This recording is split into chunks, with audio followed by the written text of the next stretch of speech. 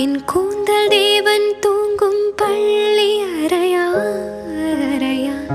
மலர் சூடும் வயதில் என்னை மறந்து போவதுதான் முறையா நினைக்காத நேரம் இல்லை காதல் ரதியே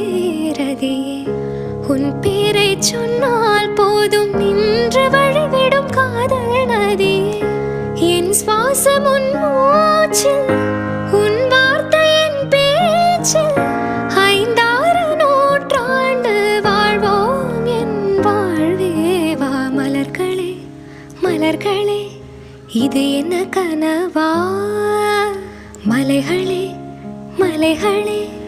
இது என்ன நினைவா உருகியது